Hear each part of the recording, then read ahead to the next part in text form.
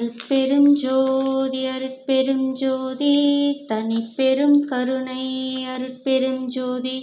நேர்கள் அனைவருக்கும் வணக்கம். இதுவரை நம்ம சேனலை சப்ஸ்கிரைப் பண்ணாதவங்க மறக்காமல் சப்ஸ்கிரைப் பண்ணுங்கள். பக்கத்தில் இருக்க பெல் பட்டனை கிளிக் பண்ணுங்கள். ஆல் என்ற ஆப்ஷனை கிளிக் பண்ணுங்கள். நம்ம பப்ளிஷ் பண்ணுற ஒவ்வொரு வீடியோவும் நோட்டிஃபிகேஷனாக வரும். உங்களுக்கு நேரம் கிடைக்கும்போது நம்ம பதிவை பார்த்து தெரிஞ்சுக்கலாம். நமது நேர்கள் அனைவரும் நமது ஒவ்வொரு பதிவையும் உங்களுக்கு தெரிந்த உற்றார், உறவினர், நண்பர்கள் மற்றும் சுற்றத்தார் அனைவருக்கும் பகிரவும். Keep supporting us. Thank you for your wonderful continuous support.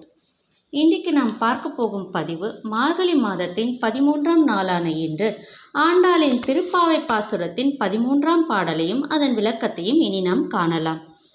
சூடி கொடுத்த சுடற்கொடி தொல்பாவை பாடி அருளவல்ல பல்வளையாய் நாடினி வேங்கடவர்க்கு என்னை விதியென்று இம்மாற்றம் நாங்கடவா வண்ணமே நல்க.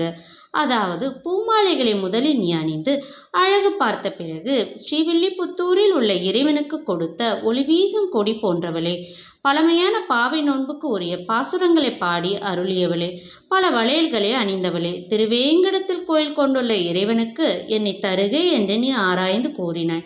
நீ கூறிய சொல்லை நாங்கள் மீறாது பாவை நோன்பு நோர்க்கு அருள் புரிவாயாக. ஆண்டாள் திருவடிகளே சரணம் என்று கூறி திருப்பாவை பாசுரத்தின் 13ஆம் பாடலை இனி நாம் காணலாம். புள்ளின் வாய்க்கிண்டானே பொல்லாரக்கனை கிள்ளி களைந்தானே கீர்த்திமை பாடிப்போய் பிள்ளைகள் எல்லாரும் பாவை களம்புக்கார் வெள்ளி எழுந்து வியாழம் உறங்கிற்று. புள்ளும் சிலம்பினக்கான் போதாரி கண்ணினாய் குள்ள குளிர குடைந்து நீராடாதே. பள்ளி கிடத்தியோ பாவாய் நீ நன்னாளால் கள்ளம் தவிர்ந்து கலந்தேலோரெம்பாவாய். அதாவது ராமனாகிய பிறவி எடுத்தபோது இலங்கை மன்னன் ராவணன் என்னும் அரக்கனின் தலையை கிள்ளி எறிந்தான். கண்ணனாக பிறவி எடுத்தபோது தன்னை கொல்ல ஒரு பறவை வடிவம் தாங்கி வந்த பகாசுரன் என்னும் அரக்கனின் வாயை கிழித்தான்.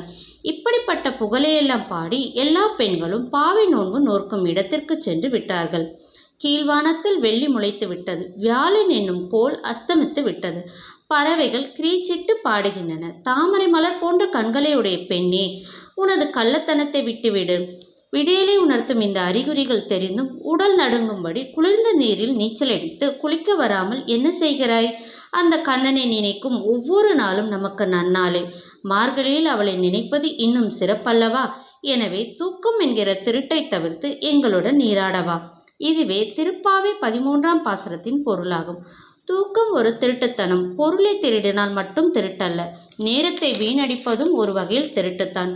அதிலும் ஆதியும் அந்தமுமாய் இருக்கின்ற இறைவனை நினைக்காத ஒவ்வொரு நிமிடமும் நமக்கு நாமே செய்யும் திருட்டுத்தான்.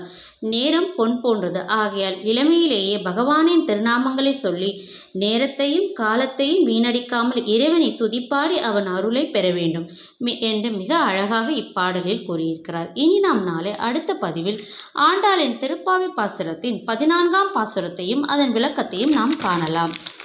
நமது நேயர்கள், நமது சொந்தங்கள் அனைவரும் திருவேங்கடத்தில் வீற்றிருக்கும் பெருமாளின் அருளையும் ஆண்டாளின் சகல ஐஸ்வர்யங்களையும் பெற்று மாதா, பிதா, குரு தெய்வத்தின் பரிபூர்ண ஆசீர்வாதத்தையும் சகல செல்வங்களையும் பெற்று நீடூழி வாழ எல்லாம் வல்ல இறைவனை வேண்டி வாழ்த்தி வேண்டிக் கொள்கிறேன். எல்லா உயிர்களும் இன்புற்று வாழ்க. எல்லா உயிர்களும் இன்புற்று வாழ்க. நன்றி, வணக்கம்.